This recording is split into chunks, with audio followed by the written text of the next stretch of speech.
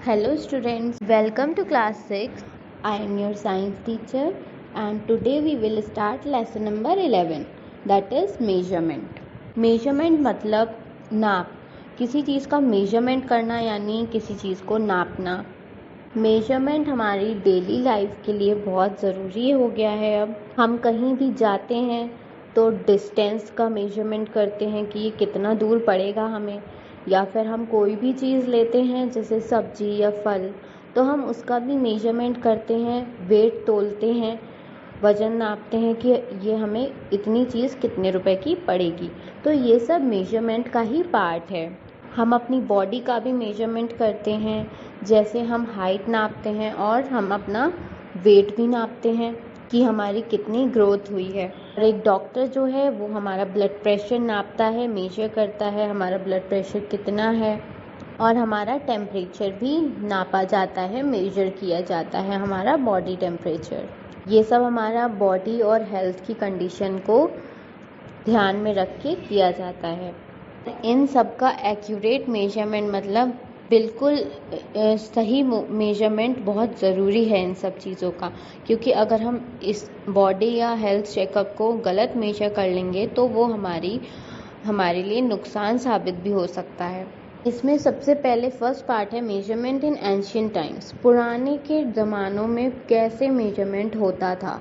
पहले के लोग जो है वो हाथों का इस्तेमाल करते थे, अपनी बॉडी पार्ट्स का इस्तेमाल करते थे मेजरमेंट करने के लिए। जैसे इन फिगर्स डायग्राम्स के थ्रू आप देख सकते हैं, हैंड स्पैन यानी हाथ का पंजा, हथेली, क्यूबिट ये पूरा हाथ, फिंगर एक फिंगर, फैथम दोनों हाथ सीधे, पेस आपके पैरों से।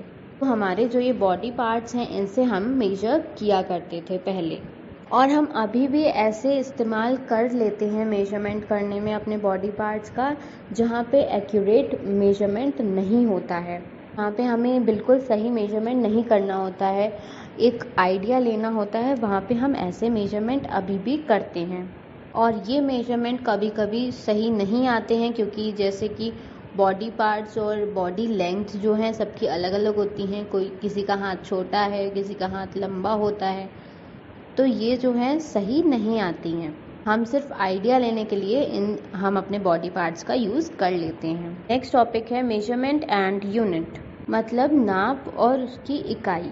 मेजरमेंट क्या है? मेजरमेंट एक प्रोसेस है जिसके द्वारा हम एक क्वांटिटी को, किसी चीज़ को कंपेयर करते हैं एक से दूसरे से, एक फिक्स्ड क्वांटिटी से कंपेयर करते हैं हम कि ये इतना होना चाहिए।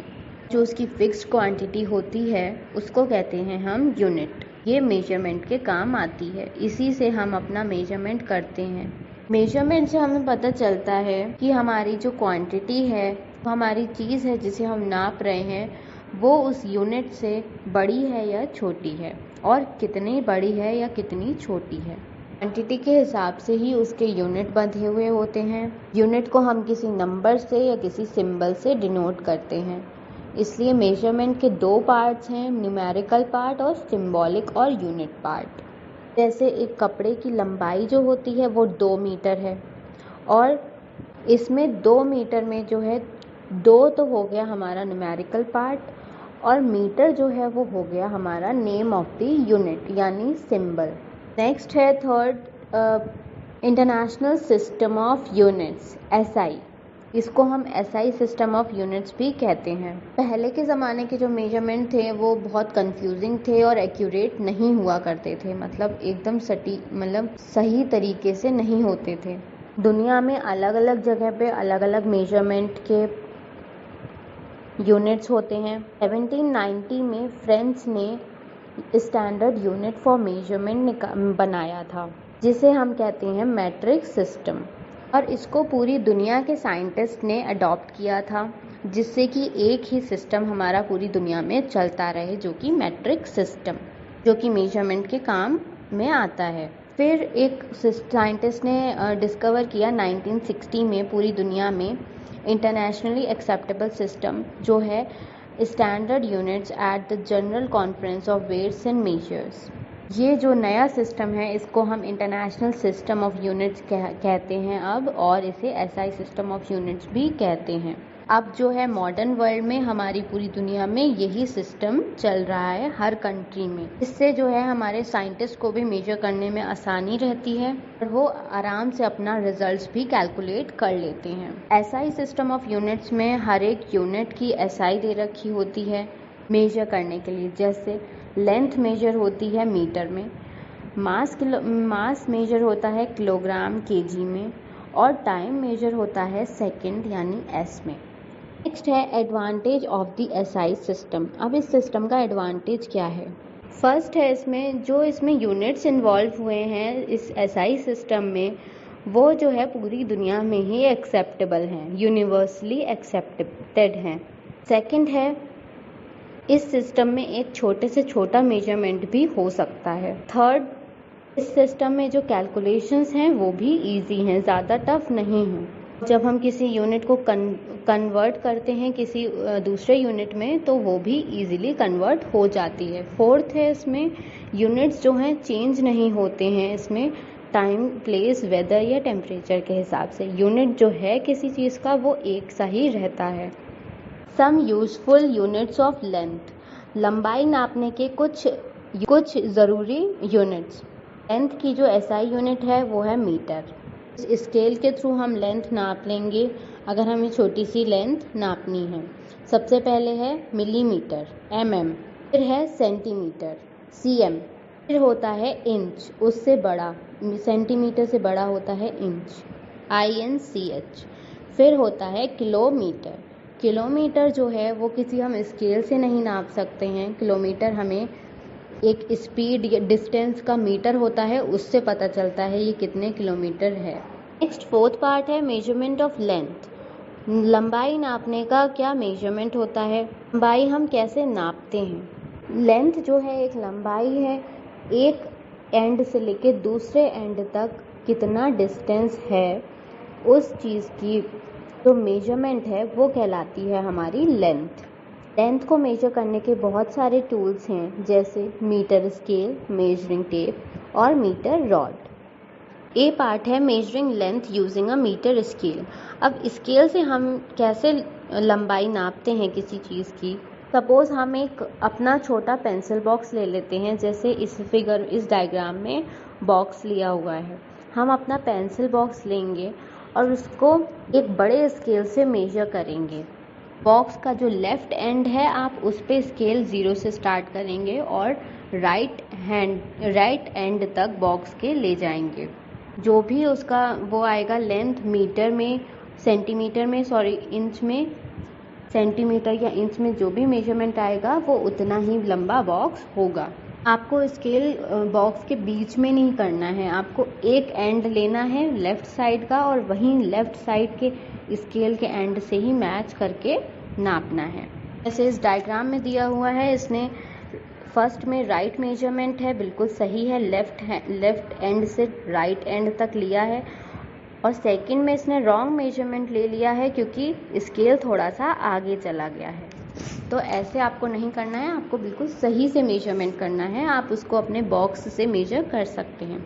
बी है measuring the length of the curve line. एक घूमी हुई लाइन को अब हम कैसे मेजर लेंगे, उसको हम एक स्ट्रिंग के थ्रू या एक थ्रेड यानी धागे के थ्रू मेजर करेंगे कि स्ट्रिंग भी घूम जाती है और धागा भी हम किसी भी डायरेक्शन में ले जा सकते हैं। तो एक कर्व लाइन को हम इन्हीं दोनों चीज़ों की मदद से मेजर करेंगे। इस एक्टिविटी में ये डायग्राम है, इसके थ्रू आप देख सकते हैं ये एक कर्व लाइन है ब्लैक। उसमें हम धागे से नहीं कर पाएंगे तो हम स्ट्रिंग ले ली है इसमें रेड कलर की और इससे मेजर किया है कि ये कितनी लंबी है। पहले यहाँ पे कर्व लाइन के जैसे ही स्ट्रिंग को भी बनाया गया है। फिर उसके बाद स्ट्रिंग जो है किसी भी शेप की हो सकती है, तो उसमें नेक्स्ट में क्या किया है, स्केल लिया है और उसी स्ट्रिंग को नाप के देखा है सीधा करके कि ये कितना लंबा है। सी पार्ट है मेजरिंग लॉन्ग डिस्टेंस। अब हमें किसी दूर डिस्टेंस को तय करना है, मेजर करना है, तो हम कैसे करेंगे। सबसे पहले डिस्टेंस क्या होता है। डिस्टेंस जो है एक जगह से दूसरी जगह जो हम रोड की लंबाई तय करते हैं उसे कहते हैं डिस्टेंस। डिस्टेंस जो है दो जगहों के बीच की लंबाई होती है। अगर दो जगहों के बीच की डिस्टेंस जो है वो बहुत लंबी होगी तो उसे हम किलोमीटर में मेजर करेंगे, और अगर छोटी होगी डिस्टेंस तो हम किसी भी स्केल से या मीटर के थ्रू हम मेजर कर सकते हैं। डिस्टेंस जो है लेंथ का लार्जर मैग्नीट्यूड है, यानी हम बहुत लंबे से लंबे डिस्टेंस भी तय कर सकते हैं, लेंथ उसकी नाप सकते हैं। नेक्स्ट है हिस्ट्री ऑफ ट्रांसपोर्ट।